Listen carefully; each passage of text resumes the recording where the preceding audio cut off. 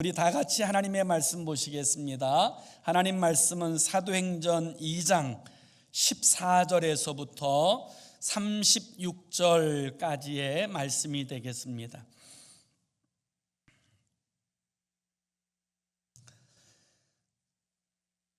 사도행전 2장 14절에서 36절까지 우리 다 찾으셔서 제가 한 절 읽고 우리 성도님들 한 절 읽는 교독하는 형식으로 주의 말씀을 낭독합니다. 14절에서 36절까지 읽겠습니다. 베드로가 11 사도와 함께 서서 소리를 높여 이르되 유대인들과 예루살렘에 사는 모든 사람들아, 이 일을 너희로 알게 할 것이니 내 말에 귀를 기울이라. 때가 제3시니 너희 생각과 같이 이 사람들이 취한 것이 아니라 이는 곧 선지자 요엘을 통하여 말씀하신 것이니 일러스되 하나님이 말씀하시기를 말세에 내가 내 영을 모든 육체에 부어주리니 너희의 자녀들은 예언할 것이요 너희의 젊은이들은 환상을 보고 너희의 늙은이들은 꿈을 꾸리라. 그때에 내가 내 영을 내 남종과 여종들에게 부어주리니 그들이 예언할 것이요 또 내가 위로 하늘에서는 기사를 아래로 땅에서는 징조를 베풀리니 곧 피와 불과 연기로다. 주의 크고 영화로운 날이 이르기 전에 해가 변하여 어두워지고 달이 변하여 피가 되리라. 누구든지 주의 이름을 부르는 자는 구원을 받으리라 하였느니라. 이스라엘 사람들아, 이 말을 들으라. 너희도 아는 바와 같이 하나님께서 나사렛 예수로 큰 권능과 기사와 표적을 너희 가운데서 베푸사 너희 앞에서 그를 증언하셨느니라. 그가 하나님께서 정하신 뜻과 미리 하신 대로 내준 바 되었거늘 너희가 법 없는 자들의 손을 빌려 못 박아 죽였으나 하나님께서 그를 사망의 고통에서 풀어 살리셨으니 이는 그가 사망에 매여 있을 수 없었음이라. 다윗이 그를 가리켜 이르되 내가 항상 내 앞에 계신 주를 배웠으며 나로 요동하지 않게 하기 위하여 그가 내 우편에 계시도다. 그러므로 내 마음이 기뻐하였고 내 혀도 즐거워하였으며 육체도 희망에 거하리니 이는 내 영혼을 음부에 버리지 아니하시며 주의 거룩한 자로 썩음을 당하지 않게 하실 것이미로다. 주께서 생명의 길을 내게 보이셨으니 주 앞에서 내게 기쁨이 충만하게 하시리로다 하였으므로 형제들아 내가 조상 다윗에 대하여 담대히 말할 수 있노니 다윗이 죽어 장사되어 그 묘가 오늘까지 우리 중에 있도다. 그는 선지자라 하나님이 이미 맹세하사 그 자손 중에서 한 사람을 그 위에 앉게 하리라 하심을 알고 미리 본 고로 그리스도의 부활을 말하되 그가 음부에 버림이 되지 않고 그의 육신이 썩음을 당하지 아니하시리라 하더니 이 예수를 하나님이 살리신지라 우리가 다 이 일의 증인이로다. 하나님이 오른손으로 예수를 높이시되 그가 아버지께 받아서 너희가 보고 듣는 이것을 부어주셨느니라. 다윗은 하늘에 올라가지 못하였으나 친히 말하여 이르되 주께서 내 주에게 말씀하시기를 내가 내 원수로 내 발등상이 되게 하기까지 너는 내 우편에 앉아 있으리라 하셨도다. 36절 다 같이 합니다. 그런즉 이스라엘 온 집은 확실히 알지니 너희가 십자가에 못 박은 이 예수를 하나님이 주와 그리스도가 되게 하셨느니라 하니라. 아멘. 이런 이야기가 있습니다. 어느 초년 이제 전도사님이 시골 교회에 초청을 받아서 청빙을 받아서 그 교회에 부임해서 첫 번째 예배를 인도하고 설교를 하게 되었다고 합니다. 첫 번째 설교를 이제 성도들 앞에서 행하는 이 초년 전도사님이 얼마나 그 가슴이 떨리고 또 마음이 두근거리겠어요. 그런 이제 마음을 부여잡고 그래도 힘있게 이제 하나님의 말씀을 전하려고 이제 큰 목소리로 이렇게 전하게 되었다고 합니다. 니고데모는 세리였습니다. 그는 키가 작고 볼품이 없는 사람이었습니다. 그렇지만 그는 주님을 만나고 싶어 했습니다. 이렇게 이야기를 하니까 그 성도님들이 수군거리기를 시작하더랍니다. 그리고 옆에 있는 사람에게 니고데모가 아니라 삭개오 이야기 아니야? 이렇게 이제 이야기를 하더래요. 사실 이 전사님이 며칠 전에 니고데모에 관한 말씀들을 깊이 묵상하였었는데 이 이름이 이제 혼동되었던 거죠.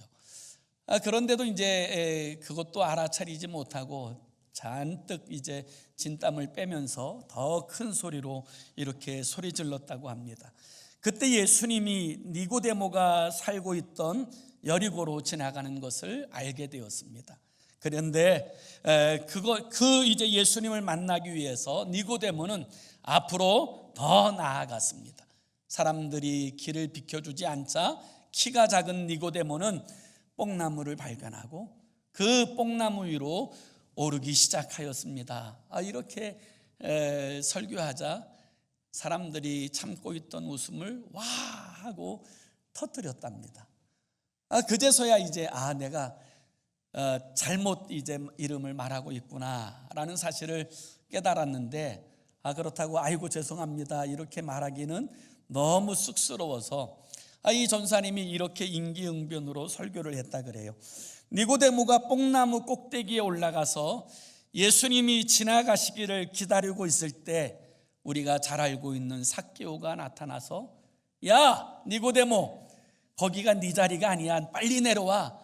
그리고는 삭개오가 올라갔습니다. 그렇게 설교를 하니까 그곳에 모여있던 모든 사람들이 막 그냥 박장대소를 하고 배꼽을 잡고 굴렀다고 하는 그런 이야기가 있습니다. 사실 첫 설교는 참 힘들고 어렵습니다. 실제로 저도 처음 이제 신학교에서 첫 번째 설교했던 때가 기억이 나는데요. 신학대학교의 그 큰 강당에서 또 이제 교수님들이 계시고 또 학생들이 있는 가운데서 처음 설교를 하는데 얼마나 떨리고 얼마나 정신이 없든지 그날 제가 무슨 이야기하고 내려왔는지 아직도 아무런 기억이 나질 않아요. 그럴 정도로 이 첫 설교는 누구나 힘들고 어렵습니다. 아마 오늘부터 이제 새롭게 찬양을 인도하는 우리 현태 형제도 그렇고 또 이제 앞에 서서 또 찬양을 섬기는 우리 찬양팀들도 아마 앞이 하나도 안 보일 거예요. 그래서 우리가 참 기도해주고 격려하는 것이 필요할 텐데요. 오늘 우리가 읽은 이 본문의 말씀은 바로 베드로의 첫 설교 이렇게 이야기할 수 있을 것입니다. 사도행전에는 20편의 설교가 담겨져 있는데요. 이 20편의 설교 가운데 베드로의 설교는 9편, 그리고 바울의 설교도 9편, 그리고 우리가 잘 알고 있는 스데반 집사님의 설교가 1편, 그리고 야고보의 설교가 1편 이렇게 담겨져 있습니다.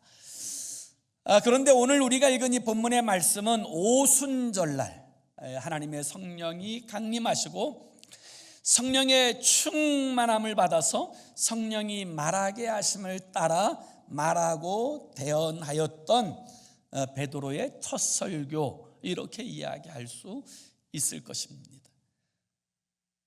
그래서 우리는 이 본문의 말씀을 통해서 하나님의 성령이 말하게 하시는 성령 충만한 설교가 어떤 설교냐, 성령에 감동된 설교가 어떤 설교냐, 이 부분들을 우리가 집중적으로 살펴볼 수 있게 되어지는데요.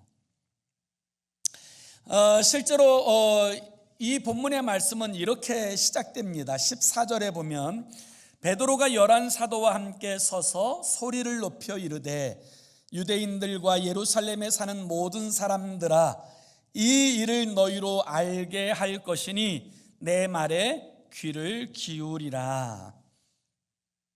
지금 베드로가 이 11 사도와 함께 서 있습니다. 그리고 성령 충만한 이 사도들과 함께 서 있어서 베드로가 오늘 설교하는 것은 사도로서의 권위로 설교하는 것임과 동시에 모든 사도들을 대표하여 설교하는 것이다, 이렇게 이야기할 수 있을 것입니다. 그래서 성령 충만한 이 베드로는 이제 하나님의 말씀을 전하게 되는데, 여러분, 성령 충만한 설교, 성령에 감동된 설교는 어떤 설교일까요? 하나님의 성령은 베드로의 입술을 통하여서 어떤 말씀을 전하게 하신 걸까요? 성령에 감동된 설교의 그 첫 번째는 말씀 중심적 설교라는 것입니다. 하나님의 말씀, 성경에 기초하고 기반하여 증거하는 설교, 이렇게 이야기할 수 있겠죠. 성령 강림의 사건에 대해서 이 오순절날 예루살렘에 모였던 사람들은 그 나사렛 사람들, 또 배움이 없는 그 사람들이 그 자신들의 방언으로 말하는 것을 보고 너무너무 놀랐습니다. 심지어 자신들은 한 곳에서 온 사람들이 아니라 세계 여러 곳에 흩어진 나그네처럼 사는 사람들, 유대교에 가입한 사람들, 바벨론 때에 멀리 이제 바벨론으로 옮겨진 후에 그곳에서 살아가고 있는 사람들, 전 세계에 흩어진 사람들이 예루살렘에 왔는데 이 사람들이 자기네 언어로, 자신들의 방언으로 하나님의 그 높음을 이야기하고 있는 것을 볼 때 그들은 너무나도 놀랐습니다. 그리고 그 중에는 저들이 세술에 취하였다라고 조롱하는 사람들이 있었어요. 그와 같은 때 베드로는 이 모든 성령의 강림은 하나님께서 이미 말씀하신 약속의 예언이 성취된 사건이라고 분명하게 이야기하고 있습니다. 그리고 이 요엘서의 말씀을 통하여서 이 베드로는 그 사실을 이제 변증하고 있는 것입니다. 오늘 이제 14절에서 16절까지 15절과 16절을 보면 때가 제3신이 너희 생각과 같이 이 사람들이 취한 것이 아니라 이는 곧 선지자 요엘을 통하여 말씀하신 것이니 일러스되. 지금 베드로는 이 성령 충만함이 우연히 되어진 것이 아니라 하나님께서 이미 선지자들을 통하여 예언하신 그 뜻이 이루어진 사건이라는 것을 분명하게 말하고, 그 말씀의 배경으로 요엘서의 말씀을 함께 나누고 있는 거예요. 요엘서 2장의 28절에서 37절의 말씀을 인용하면서 하나님의 그 말씀을 바르게 전달합니다. 그 말씀이 17절에서 21절이에요. 우리 한번 다 같이 17절에서 21절까지 같이 읽습니다. 시작. 하나님이 말씀하시기를 말세에 내가 내 영을 모든 육체에 부어주리니 너희의 자녀들은 예언할 것이요 너희의 젊은이들은 환상을 보고 너희의 늙은이들은 꿈을 꾸리라. 그때에 내가 내 영을 내 남종과 여종들에게 부어주리니 그들이 예언할 것이요 또 내가 위로 하늘에서는 기사를 아래로 땅에서는 징조를 베풀리니 곧 피와 불과 연기로다. 주의 크고 영화로운 날이 이르기 전에 해가 변하여 어두워지고 달이 변하여 피가 되리라. 누구든지 주의 이름을 부르는 자는 구원을 받으리라 하였느니라. 아멘. 하나님께서 요엘 선지자의 말씀, 그 예언대로 하나님께서 오순절날 그 하나님의 은혜를 사모하는 모든 사람들에게 성령을 부어주셨다. 그리하여서 이 사건은 하나님의 말씀이 성취된 사건이다라는 사실을 베드로는 분명하게 증거하고 있습니다. 그래서 우리는 베드로의 설교, 성령에 감동된 설교는 바로 하나님의 말씀을 근거한 말씀 중심적 설교요, 성경 중심적 설교라는 것을 우리는 알 수가 있습니다. 여러분, 오늘날 많은 설교자들이 성경의 본문을 펼쳐놓고 다른 이야기를 하는 사람들이 많아요. 그러나 여러분, 하나님의 성령에 감동된 설교는 하나님의 말씀이 기초와 기준이 되고 이 말씀에 근거하여 증거되어져야 될 줄로 믿습니다. 그것이 바로 성령에 감동된 설교라고 이야기할 수 있기 때문이에요. 기록된 하나님의 말씀의 의미들을 바르게 잘 전달하는 것, 여러분, 이것이 말씀 중심적 설교라고 이야기할 수 있지요. 여러분, 이 베드로가 말한 대로 하나님의 성령이 임하게 되자 요엘서에 기록되어진 하나님의 예언이 성취되어진 것으로 드러나는데, 하나님의 성령이 임하니까 어떤 일이 벌어졌어요? 오늘 본문에 보면 그 어린아이들, 자녀들은 예언을 하였다, 이렇게 말씀하세요. 이 예언이라는 말이 미래를 점치는 프레딕션이 아니에요. 여기서 예언이라고 하는 이 단어의 뜻은 무엇이냐면 하나님의 뜻을 아는 것을 의미하는 거예요. 어려도 하나님의 성령에 감동되면 하나님의 뜻을 알게 되어지는 것, 이게 성령의 역사예요. 나이가 많아도 하나님의 성령에 감동되지 않으면 절대로 하나님의 뜻을 알 수 없어요. 그런데 성령이 임하게 되자 자녀들이 하나님의 뜻을 압니다. 자신을 향한 하나님의 계획을 깨닫습니다. 그리고 그 뜻을 향하여 나아가게 되어지는 거예요. 요셉은 어린 나이에 노예로 팔려갔지만 그는 노예의 자리에도 하나님의 뜻이 있다라는 사실을 발견했어요. 그래서 좌절하고 낙심한 것이 아니라 하나님의 뜻을 이루어내는 하나님의 사람으로 살았어요. 다니엘도 어린 나이에 포로로 끌려갔지만 그 자신의 삶에 하나님의 뜻과 계획이 있다는 사실을 알았어요.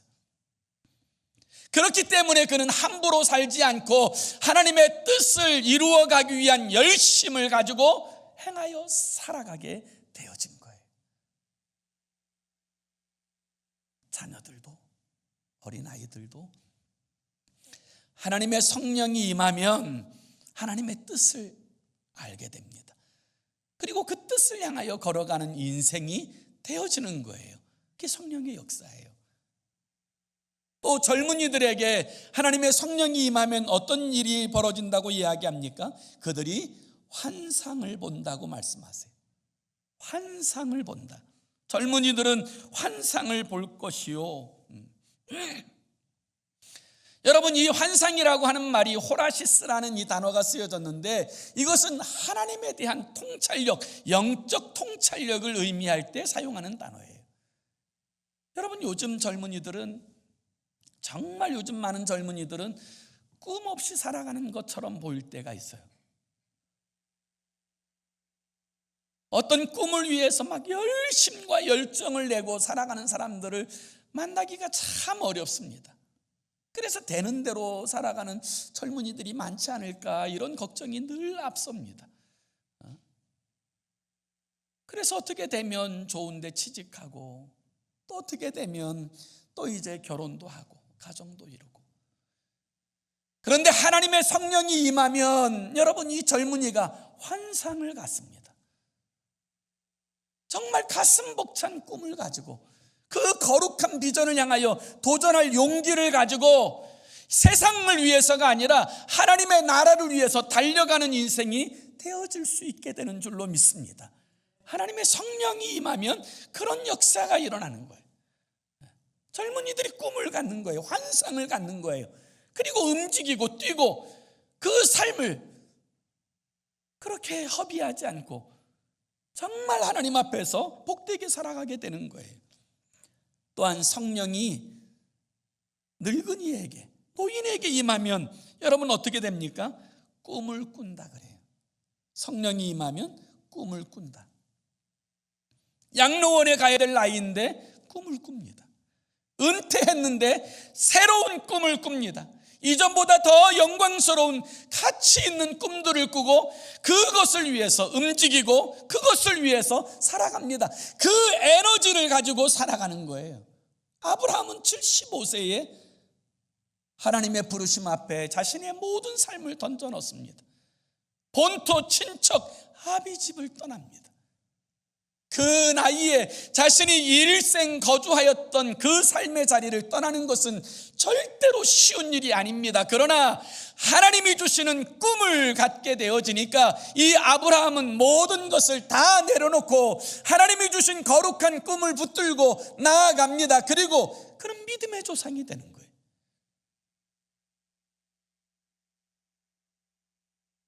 모세는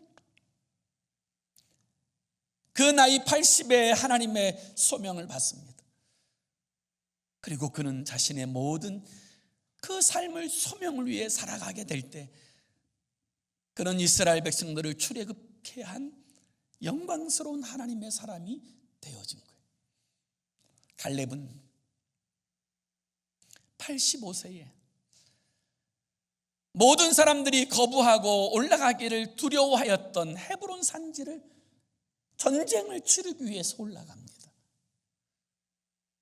하나님의 성령이 임하면 어린아이든 젊은이든 노인이든 그런 거 중요하지 않습니다. 하나님의 성령에 사로잡히면 그 삶이 허비되는 것이 아니라 완전히 연소되어지도록 사용되어지는 인생이 되어지는 줄로 믿습니다. 그게 성령의 역사예요. 오늘 심지어 뭐라고 말씀하세요? 남자 종도, 여자 종도 예언을 한다는 거예요. 그 당시에 종들은요, 꿈을 꿀 수 없습니다.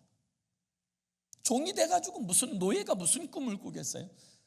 그런데 하나님의 성령이 임하면 여러분 꿈꿀 수 없는 그가 꿈을 꾸고 예언을 하고 환상을 보고 거룩한 비전을 붙들게 되어지는 거예요.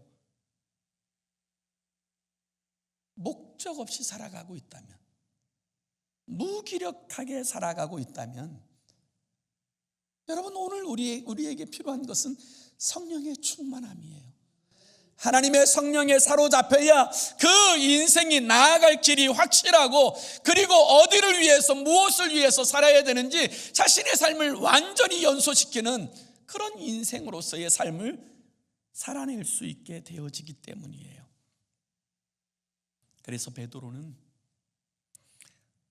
하나님의 성령이 오순절날 임하게 되었을 때 그 자리에 모인 모든 사람들이 이 하나님이 주신 거룩한 비전을 위해서 나아가는 인생이 되었다라는 사실을 분명하게 선언하는 거예요.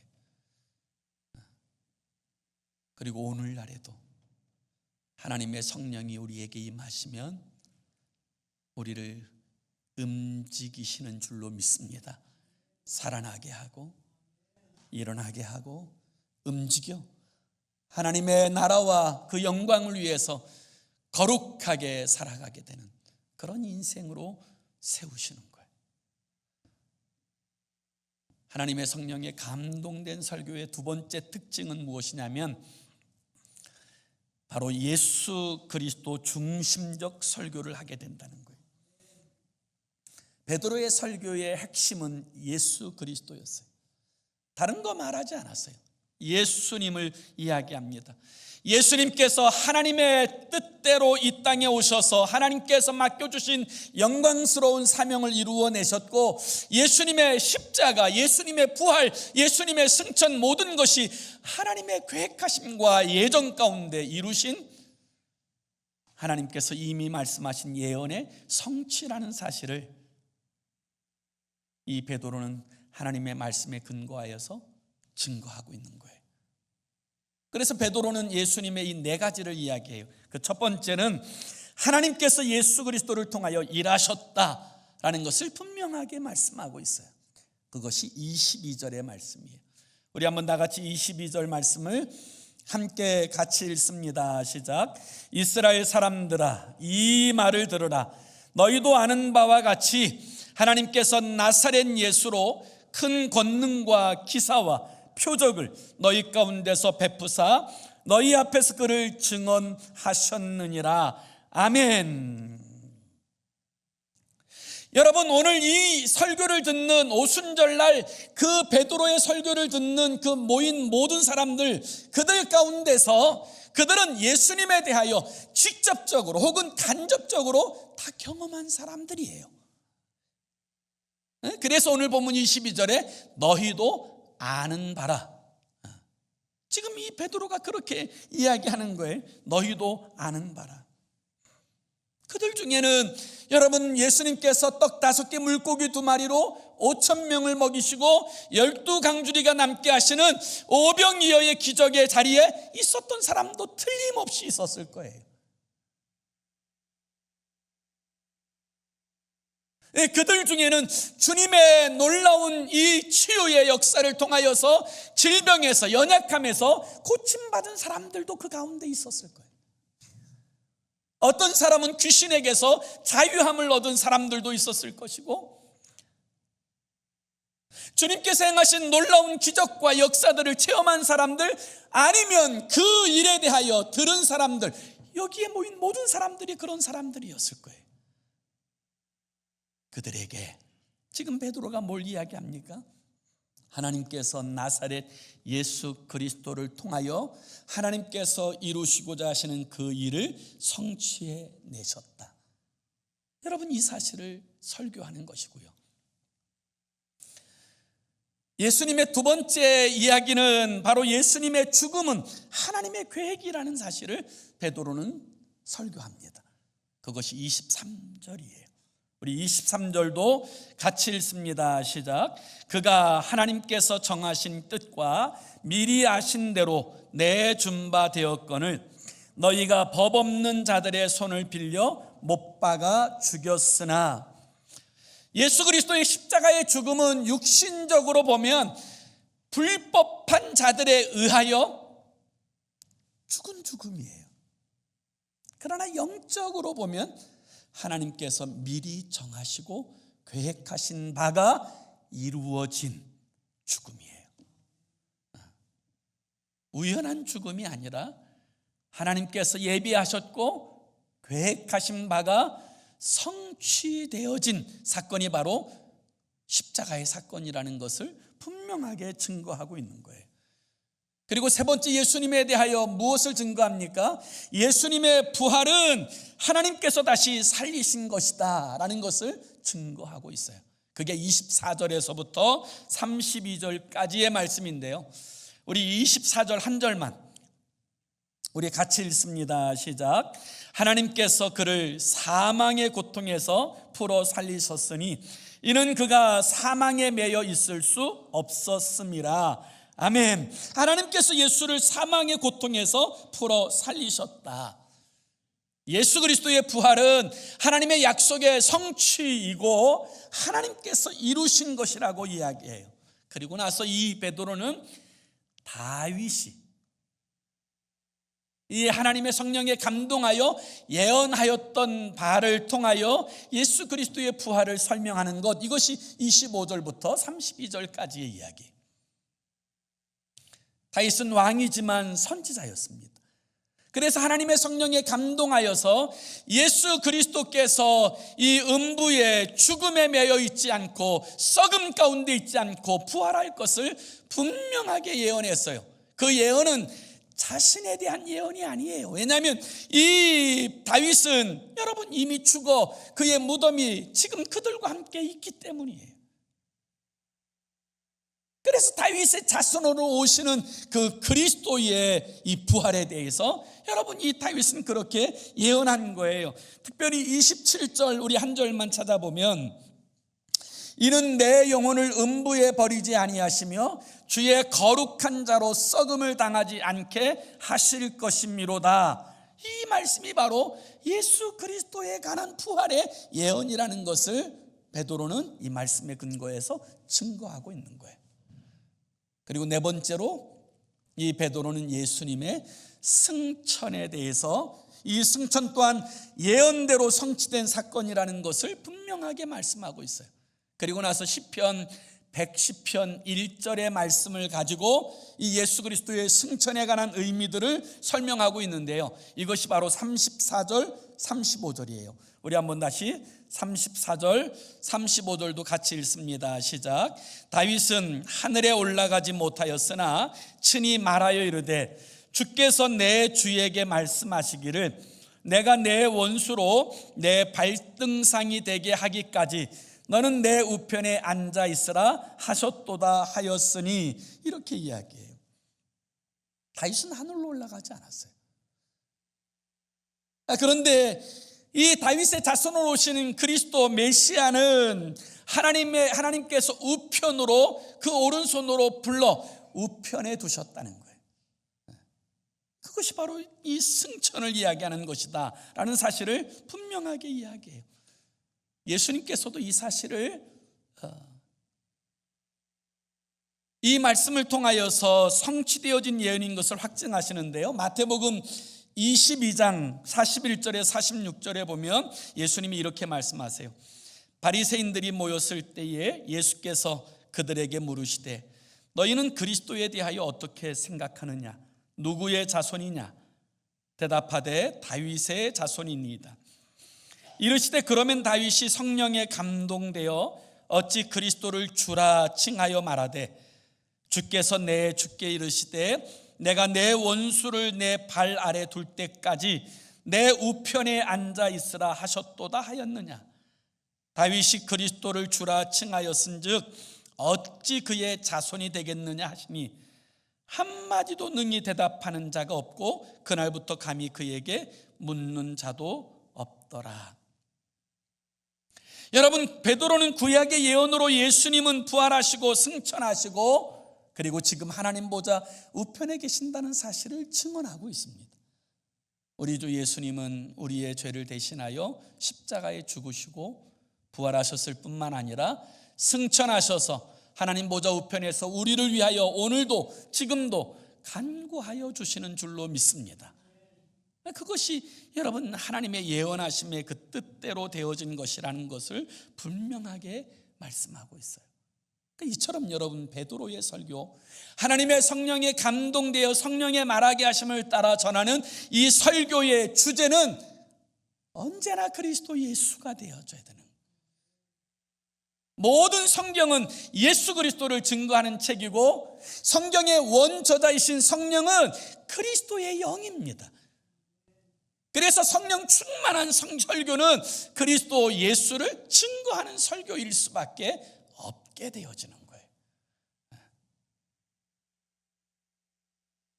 그리고 세 번째로 성령에 감동된 설교의 세 번째 특징은 결단케 하는 설교라는 거예요.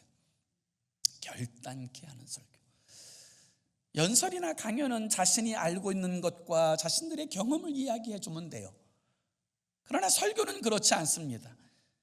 설교의 궁극적 목적은 결단케 하는 데 있어요. 돌아서게 하는 데 있어요. 하나님의 말씀 앞에 순종하여 살아가도록 하는데 이 설교의 최종 목적이 있어요. 우리 또한 하나님의 말씀을 듣는 여러분 목적이 여기에 있어야 돼요. 하나님의 말씀을 듣고 귀만 커지고 머리만 커지는 데 있는 것이 아니라 하나님의 말씀을 내 삶에 어떻게 실천할 것이냐, 어떻게 적용하며 살 것이냐, 이것이 우리가 하나님의 말씀을 들을 때 가장 마음에 두고 들어야 될 자세예요. 많은 사람들이 설교를 들을 때 나와 상관없는 것으로 듣는 사람들이 너무 많아요.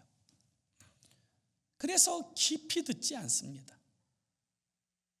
그리고 깊이 듣지 않기 때문에 깊은 은혜 가운데서 머물지 못해요. 그런데 오늘 이 베드로는 여러분 지금 이 설교가 너희와 상관없는 것이 아니라 너희에게 지금 말씀하시는 것이다, 그렇게 이야기하고요. 그리고는 이렇게 이야기해요. 너희가 그 예수를 십자가에 죽였다. 너희가 죽인 것이다. 그래서 23절에 보면 너희가 법 없는 자들의 손을 빌려 못 박아 죽였다라고 이야기해요. 너희가 죽인 것이다. 너희가 예수를 십자가에 못 박은 것이다. 오늘 36절도 보면 너희가 십자가에 못 박은 이 예수를 하나님이 주와 그리스도가 되게 하셨느니라, 이렇게 설교해요. 너희가 못 박아 죽인 그 예수를 하나님이 주와 그리스도가 되게 하셨다. 이 말씀을 통하여 지금 이 베드로가 그 듣는 무리들에게 뭘 이야기하려고 하는 거예요? 그래서 이제는 어떻게 살 것이냐? 여러분, 이 부분을 결단케 하는 것 아니에요? 너희가 그 예수를 십자가에 못 박아 죽였는데 그 예수를 하나님이 주와 그리스도가 되게 하셨다. 그러면 어떻게 살아야 되겠냐? 여러분, 이 사실을 이야기하는 거 아니에요? 실제로 그 모인 사람들, 그 무리들은 여러분 지난 6월절 때에도 예루살렘에 올라왔던 사람들일 거예요. 왜냐하면 6월절에도 그 이스라엘의 남자들, 12살 이상의 남자들은 누구나 다 예루살렘에 오게 되어져 있기 때문이고요. 경건한 그리스도인, 경건한 사람들은 다 어디에서든지 이 6월절 때는 예루살렘으로 올라오는 것이 하나님이 정하신 법이었기 때문에 그들은 아마 다 6월절을 경험했던 사람들일 거예요. 그때 이 6월절의 어린 양으로 예수 그리스도께서 십자가에 못 박혀 돌아가실 때 그들 중 어떤 이들은 예수를 십자가에 못 박으라고 소리 지르는 군중들과 함께 소리 질렀을 것입니다. 그들 중에 어떤 이들은 침묵으로 그 일에 동조하였을 거예요. 그들 중에 어떤 이들은 예수님을 신성모독죄라고 하는 그 죄에 흥분하여서 앞장선 사람도 있을 거예요. 그러니 너희는 어떻게 살아야 되느냐? 오늘 우리도 마찬가지예요.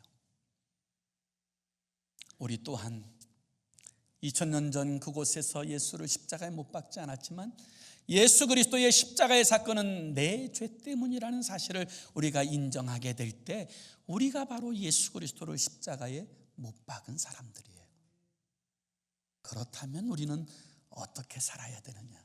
오늘 이 베드로는 그 이야기를 하는 거예요. 이 하나님의 말씀이 선포되어질 때 여러분 어떤 일이 벌어집니까? 37절에 보면 이렇게 말씀하세요. 그들이 이 말을 듣고 마음에 찔려 베드로와 다른 사도들에게 물어 이르되 형제들아 우리가 어찌할꼬 하거늘. 여기서 우리는 매우 중요한 교훈을 받습니다. 성령께서는 말씀을 통하여 역사하신다는 거예요. 성령께서 역사하시면 말씀이 예리한 검이 되어서 우리의 심령을 찔러 쪼개며 감추인 모든 것을 드러내신다는 거예요. 그래서 하나님의 성령이 우리 마음 가운데 역사하시면 어찌할꼬, 그래서 어떻게 살아야 되는가? 여러분 고민하고 그 말씀 앞에 굴복하는 자가 되어지는 줄로 믿습니다. 그게 성령의 역사예요. 그게 성령의 역사예요. 진짜 하나님의 성령이 역사하시면 하나님의 그 말씀이 내게 주시는 말씀으로 들려오는 거예요. 그러니 어찌할꼬. 그리고 나서 그 삶을 돌이키고 여러분 결단하게 되어지는 것 아니에요?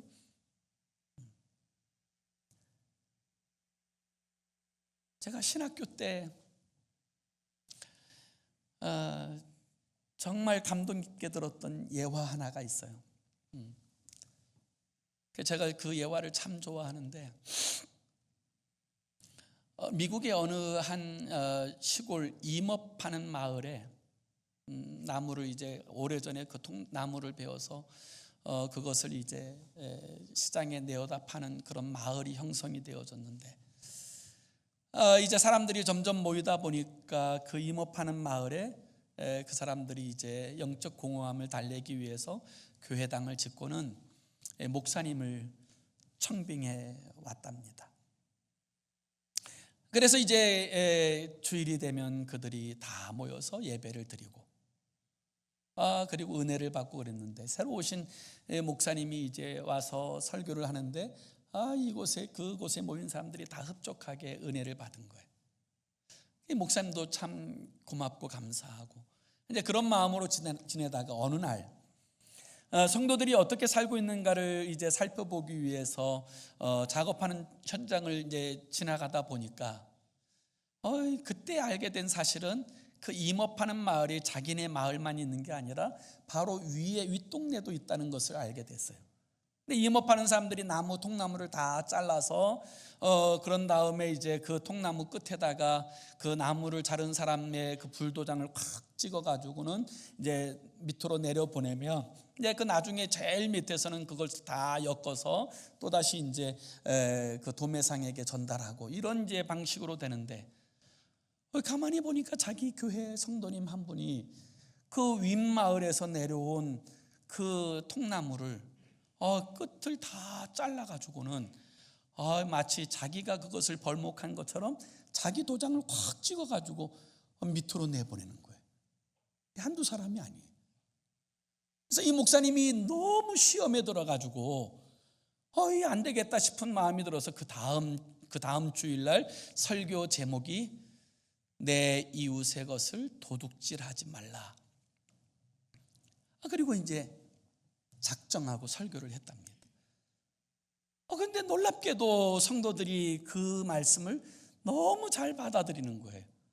그래서 이 목사님이 너무 이제 우리 성도들이 이제 다 변화되나 보다 이렇게 이제 생각을 하고, 그리고 나서 이제 다음 주에 다시 성도들이 일하고 있는 곳에 가보니까 웬걸요, 위에서 내려오는 통나무를 끝을 잘라가지고 또다시 자기 도장을 찍고 아래로 내는 이 도둑질을 계속하고 있더라는 거예요. 그래서 이 목사님이 그 다음 주일 설교 제목을 이렇게 정했답니다. 내 이웃의 통나무 끝을 자르지 말아라. 그 목사님은 그날 그렇게 설교하고 나서 그곳에서 쫓겨났다고 하는 그런 이야기가 있어요. 오늘 우리가 하나님의 말씀을 들을 때 다른 사람의 말로 들으면 안 됩니다. 나에게 주시는 하나님의 음성으로 듣고, 그리고 그 말씀 앞에 결단하고 그 말씀대로 행하여 살아가고자 할 때 그 삶이 하나님이 다스리시고 통치하시는 그런 복된 삶이 되는 줄로 믿습니다. 오늘 우리들의 삶의 자리에서 여러분, 목사만 설교자가 아니에요. 물론 교회 안에서는 교회의 권위와 질서를 따라서 목사가 설교하지만 저와 여러분 모두가 세상 속에서는 그리스도 예수의 편지요, 세상 가운데 하나님의 말씀을 전할 설교자로 부름받은 줄로 믿습니다. 우리의 삶으로서 여러분 주님을 보여주고 또 주의 복음으로서 주님을 알려줘야 될 책임이 우리에게 부여되어져 있다는 사실을 잊지 말아야 합니다. 그리고 그 삶을 통하여 주님을 나타내 보여주는 것, 그것이 우리를 향하신 하나님의 뜻인 줄로 믿습니다. 저와 여러분의 삶의 자리에서 이 복된 설교자로 하나님을 보여주는 주의 사람들로 일평생 쓰임받는 그런 축복의 역사가 있기를 예수 이름으로 축원합니다. 기도합시다. 우리 함께 같이 기도하기 원하는데요, 이렇게 기도했으면 좋겠어요. 주님, 성령 충만한 그리스도 예수의 사람이 되게 하여 주옵소서. 예수의 증인 되게 하여 주소서. 그리하여 우리에게 연결해 주신 사람들을 주님께로 인도하게 하시고 하나님께서 두신 삶의 자리를 하나님의 나라로 세워가게 하여 주옵소서. 정말 하나님께서는 우리가 그런 하나님의 사람이 되기를 원하시는 줄로 믿습니다. 오늘 이 시대에 우리를 세우신 그 선하신 목적을 붙들고 하나님, 삶의 예배로 주님을 나타내는 우리가 되게 해달라고 우리 함께 합심으로 기도하겠습니다. 살아계신 하나님 아버지, 이 악한 세대를 살아가는 우리들에게 우리 주님께서 너희가 세상의 빛이다, 너희가 세상의 소금이다, 너희가 그리스도 예수의 편지라고 말씀하십니다. 하나님 아버지, 우리의 삶이 또 우리의 언어가 우리의 얼굴이 예수 그리스도를 보여주고 비춰주고 주님을 나타내는 그리스도 예수의 편지 되게 하여 주시고, 아버지 하나님, 정말 삶으로 또 우리의 입술로 주의 복음을 전하는 설교자로서 우리의 삶이 주 앞에 쓰임받게 하여 주옵소서. 그리하여 아버지, 약한 세대에 하나님께서 우리에게 붙여주신 주의 사람들을 주님께로 인도하게 하시고, 주님께서 허락하신 우리의 가정과 기업을 하나님의 나라로, 하나님의 기업으로 세워내도록 하나님 축복하여 주시옵소서. 아버지, 우리에게 성령의 충만함을 주옵소서. 하나님의 성령에 감동되게 하시고, 아버지 하나님 예언하게 하시고, 꿈꾸게 하시고, 하나님 아버지 환상을 보게 하시고, 아버지 하나님 무기력한 무능력자가 아니라 아버지 믿음의 활력을 가지고 하나님의 나라를 세워가는 주의 사람이 되게 하여 주시옵소서. 역사하여 주시옵소서.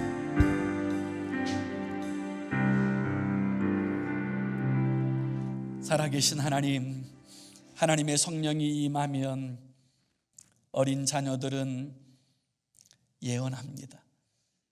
젊은이들은 환상을 보고 늙은이들은 꿈을 꾼다고 하였습니다. 하나님 아버지, 우리가 세상에 매여 세상의 종노릇하는 삶이 아니라 하나님의 성령에 붙잡힌 바 되어 하나님의 나라를 세워가는 주의 일꾼으로, 하나님의 영광스러운 사역자로 우리의 생애가 쓰임받게 하여 주옵소서. 예수 그리스도의 이름으로 기도 올리옵나이다. 아멘.